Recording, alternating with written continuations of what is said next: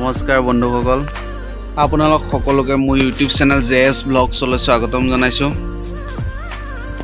আশা কৰোঁ মোৰ আগৰ ভিডিঅ'টা চাই আপোনালোকে ভাল পালে।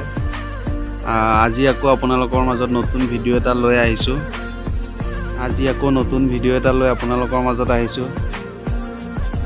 যদিহে আপোনালোকে ভিডিঅ'টো চাই ভাল পায় তেন্তে আপোনালোকে মোৰ ভিডিঅ'টো লাইক কৰিব, কমেণ্ট কৰিব। গতিকে আহকচোন এতিয়া ভিডিঅ'টো আৰম্ভ কৰোঁ। আজি ভিডিঅ'টো আৰম্ভ কৰিব ওলাইছোঁ আমাৰ সকলোৰে পৰিচিত গাঁৱলীয়াৰ সমাজত চবতকৈ আপোন ঢেঁকীটোৰ ওপৰত। বৰ্তমান যুগত হয়তো ঢেঁকীটো আমাৰ মাজৰ পৰা হেৰাই গৈছে। হয়তো বৰ্তমানো বহুত মানুহৰ ঘৰত ঢেঁকীটো আছে, কিন্তু বৰ্তমান যুগৰ মিক্সিয়ে ইয়াৰ হয়তো প্ৰয়োজনীয়তাটো কমাই দিছে।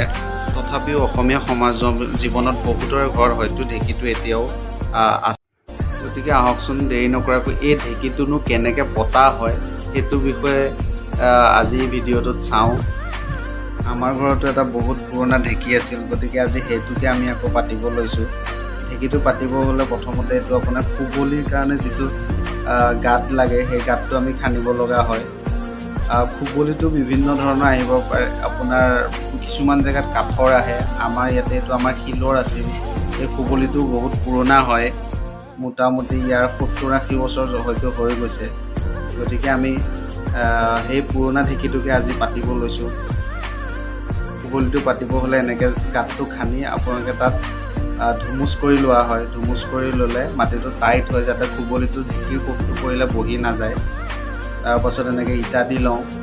ইটা দি ল'লে আপোনাৰ ইটাটোৱে তাক তলত সোমাই যাব নিদিয়ে। তাৰপাছত আমি খুবলিটো ইয়াৰ ইটাৰ ওপৰত দি দিম।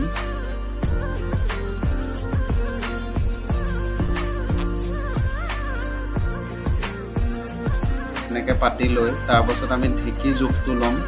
ইয়াত ঢেঁকীৰ যিটো আপোনাৰ থোৰা হয়, ঢেঁকী থোৰা, এই থোৰাটো দি লৈ পেলাই আমি পতৰা দুটাৰ জোখ ল'ম। পতৰাকেইটা জোখ ল'বলৈ হ'লে আমি ঢেঁকী থোৰাটো আগত সোমোৱাই যোনখিনি জেগাত আপোনাৰ পতৰাটো বহে সেইখিনিত গাঁত খান্দিম। এইকেইটা গাঁত বহুত দকৈ খান্দিব পৰা হয়, কাৰণ গোটেই ঢেঁকী জোৰটো এই পতৰা দুটাৰ ওপৰতে নিৰ্ভৰ কৰে। গতিকে এনেকৈ খান্দি ল'ম। আৰু আমাৰ তাত যিকেইটা পতৰা আছিল সেইকেইটাও বহুত পুৰণা হয়। তথাপিও কাঠকেইটা ঘূণে খোৱা নাই। ইমান টান কাঠ হ'ব, ভাল কাঠ হ'ব। তথাপিও আমি প্লাষ্টিক দি মেৰিয়াই দিছোঁ যাতে পতৰাকেইটা উৰিয়ে খাব নোৱাৰে, ভাল হৈ থাকে। গতিকে আমি এতিয়া এনেকৈ খুবলিটো দি লৈ পতৰাকেইটাৰ সম্পূৰ্ণ জোখটো ল'ম। আৰু এনেকৈ চোৱা হয় যে আপোনাৰ ঢেঁকীটো জেগাত পৰিছে নাই। গতিকে ঠিকেই আছে। আমি এনেকৈ মাটি ভৰাই দিলোঁ।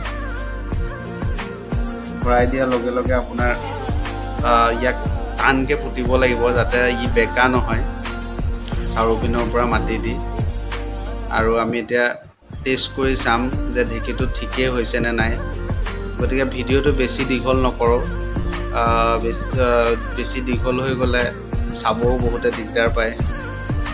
গতিকে আপোনালোকে আজি ভিডিঅ'টো ইমানতে সমাপ্ত কৰিম। যদি ভিডিঅ'টো চাই ভাল পালে আপোনালোকে ভিডিঅ'টো লাইক, কমেণ্ট আৰু মোৰ চেনেলটো ছাবস্ক্ৰাইব